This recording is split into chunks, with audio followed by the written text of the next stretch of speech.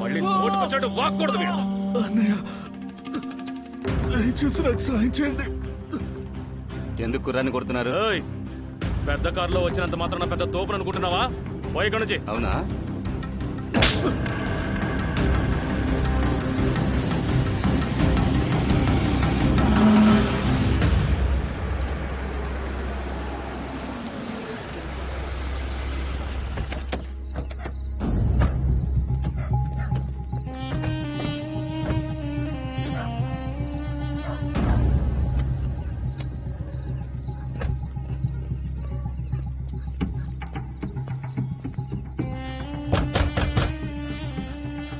ఈ రాత్రిపూట ఎవరై ఉంటారు?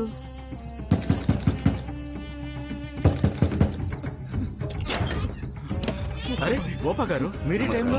సర్వం దేవం తీసుకురండి. సర్వం దేవం బోపా గారు. ఏమిటిది? అరే హిమాంశు, ఏమైందిరా? ఏమైంది?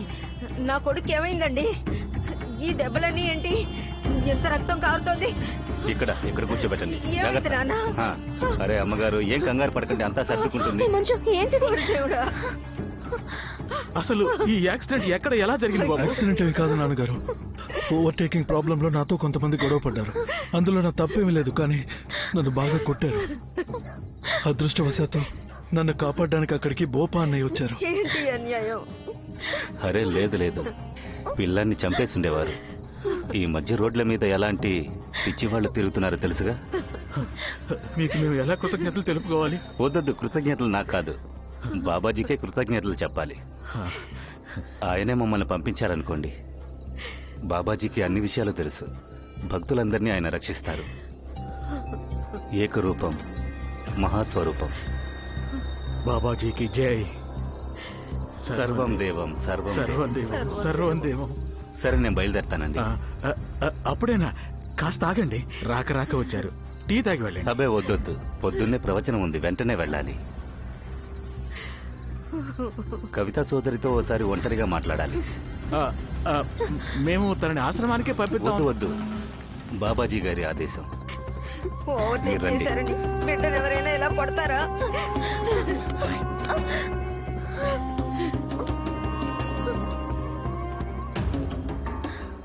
ఏమిటమ్మా ఇది?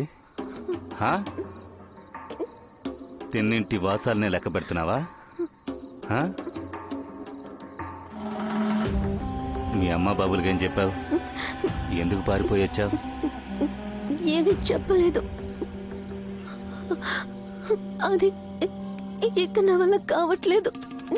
ప్లీజ్ నన్ను వదిలేయండి. కావట్లేదా? అయినా నువ్వు సేవ చేయాల్సిందే. నేనెంత చేశానో చూసావుగా. ఒక్కసారి ఆశ్రమానికి వస్తే యూటర్న్ తీసుకునే సమస్య లేదు.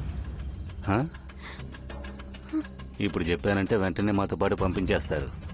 పాపం ఇంటికి వచ్చావు కాబట్టి నీకు వారం రోజులు టైం ఇస్తున్నాను. హాయిగా ఉండు.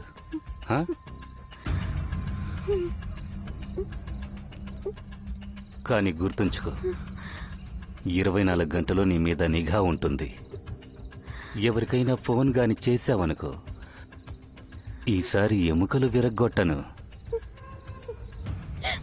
డైరెక్ట్గా పైకే. ఎందుకంటే బాబాజీకి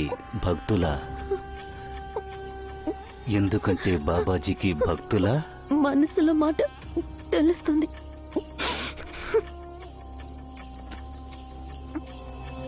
ఇదిగో నీ తమ్ముని నువ్వు కాపాడుకోవడానికి. ప్లీజ్. అయినా నువ్వెందుకు అలా భయపడుతున్నావు? నవ్వమ్మా, ఒక్కసారి నవ్వమ్మా. అలా నవ్వుతూ బయటికి రావాలి. ఇలా ఏడుపు గొట్టు మొహం నాకు అస్సలు ఇష్టం ఉండదు.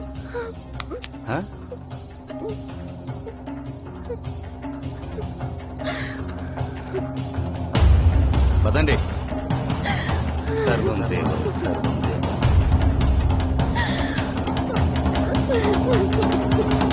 సర్వం దేవం. కోచ్ గారు మీరా? బయటికి వెళ్దామా? బయటికి వెళ్ళి ఓ మంచి ఛాయ్ తాగుతూ మాట్లాడుకుందాం. అంత సీక్రెట్ గా ఏం మాట్లాడాలి సార్? ఇక్కడ మాట్లాడకూడదా? లేదండి, అలాంటిదేం లేదు. అరే వాడనక్క, ఇక్బాల్ గారు కేవలం కోచ్ మాత్రమే కాదు, ఆయన నాకు తండ్రి లాంటి వారు. వెళ్ళనా? వెళ్ళు. పదండి. ఇంకేంటి, ప్రాక్టీస్ ఎలా ఉంది? బాగా జరుగుతుంది కోచ్ గారు. ఇక్కడ సంతోషంగా ఉన్నావు కదా? సంతోషంగా ఉన్నాను. ఇక్కడ ఎన్నో ఫెసిలిటీస్ ఉన్నాయి, చాలా బాగుంది. ఇలా చూడు పమ్మి, నాకు నీ మీద చాలా నమ్మకం ఉంది. నీ కోసం చాలా చేశాను. ఈసారి నేషనల్లో నా తరపున నువ్వు పహిల్వాన్ గా రంగంలోకి దిగాలి. కోచ్ గారు మీరు చెప్పింది నిజమే, కానీ నేను మీ పైల్వాన్ని కాను, ఆశ్రమం ఏంటి? పైల్వాన్ని. అలాగా? ఛాయ్ తాగుతావా? ఛాయా? ఉమ్, మీరు తాగుతారా? తాగుతా.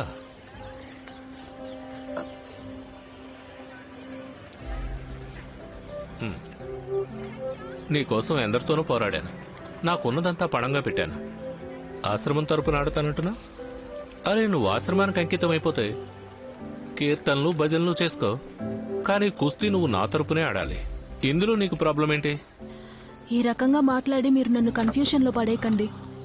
ఆ, మీకు తెలియనిదేం కాదు, కుస్తీకి శరీరం బలంగా ఉంటే మాత్రం చాలదు, మనసు బలంగా ఉండాలి. నా మనసుని పూర్తిగా నేను బాబాజీకి అర్పించేశాను. ఇక్కడ దొరుకుతున్న గౌరవం, ఆదరణ, బాబాజీ లేకపోతే నా జీవితంలో ఇవేం దక్కేవి కావు. నేనిప్పుడు ఏం చేసినా ఆశ్రమం కోసమే చేయాలి. చూడు పమ్మి, నువ్వే ఆశ్రమం గురించి పరవశించిపోతున్నావో దాని రెప్యుటేషన్ ఏమీ అంత బాలేదు. ఈ బాబా పేరు చాలా చీటింగ్స్ లోనూ ఫ్రాడ్స్ లోనూ లింక్ అయి ఉంది. బాబాజీ గురించి ఇంకొక మాట తప్పుగా మాట్లాడకండి కోచ్ గారు, లేకపోతే బాగుంటుంది చెప్తున్నాను. నేను ఖచ్చితంగా ఆశ్రమాన్ని రిప్రజెంట్ చేస్తాను.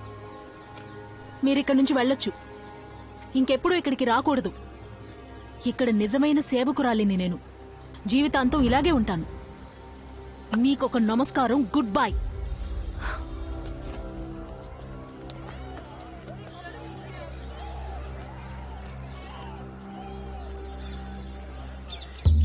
సర్వం దేవమన గారు. సర్వం దేవం. చాలా సీక్రెట్ ఇన్ఫర్మేషన్. హరిదాస్ చోప్రా కేసుని సూసైడ్ కేసుగా క్లోజ్ చేసేశాడు. ఆ చోప్రా ఆఫీసు నుంచి ఒక సూసైడ్ నోట్ కూడా ఏర్పాటు చేశాడు. ఒక ఐ విట్నెస్ ను కూడా రెడీ చేశాడు. బుల్లెట్ శబ్దం విని పరిగెత్తుకుంటూ వెళ్లి చూస్తే చోప్రా తనను తనే కాల్చుకున్నాడట. అంటే ఈ కేసు పర్మనెంట్ గా క్లోజ్ అయినట్టే కదా? హోమ్ మినిస్టర్ ఫోన్ చేయి. హలో సార్, బోపా గారు మాట్లాడతారట. ఏంటి మంత్రి గారు, ఏంటి సంగతులు? అంతా బానే ఉందిగా? అంతా బానే ఉంది. మీరు హోమ్ మినిస్టర్ అయినప్పటి నుంచి స్టేట్ లా అండ్ ఆర్డర్ ని కంట్రోల్లో ఉంచారు. అవును. ఏం లేదు, బాబాజీ గారు అదే చోప్రా మర్డర్ కేసులో ఆఫీసర్ ఉన్నాడు కదా, అతని పేరేంటి? హరిదాస్. రిజర్వేషన్ లో వచ్చాడు. ఆఫీసర్ కూడా చాలా గట్టివాడు. కొంచెం చూసుకోండి. అలాగా? చూసుకున్నారంటే మీ పార్టీ ఇమేజ్ కూడా బాగుంటుంది. ఇంకా చాలా దళితుల ఓట్లు మీకే లభిస్తాయి. అవునండి, తప్పకుండా. మీరింత ప్రేమగా చెప్పాక నేను మాత్రం కాదంటానా? కానీ నాదొక చిన్న కోరిక. ఒక్కసారి బాబాజీ మా నియోజకవర్గానికి వచ్చి ప్రవచనాలు చెప్పారంటే. ఆహా, తప్పకుండా అండి, తప్పకుండా. మీకోసం ఆ మాత్రమైనా చర్య చెప్పండి, ఖచ్చితంగా వస్తారు. సర్వం దేవం, సర్వం దేవం. బాబాజీకి జై జయలు. ఆ రిపోర్టర్ గురించి ఏమైనా తెలిసిందా? కాన్స్టెంట్ గా ఒక నిఘా వేసుంచారు. ఇంకేంటి, ఎవరైనా వచ్చారా కలవడానికి? ఈ విషయం క్లియర్ గానే ఉంది. నిఘా వేసించు. అలాగే. బాబా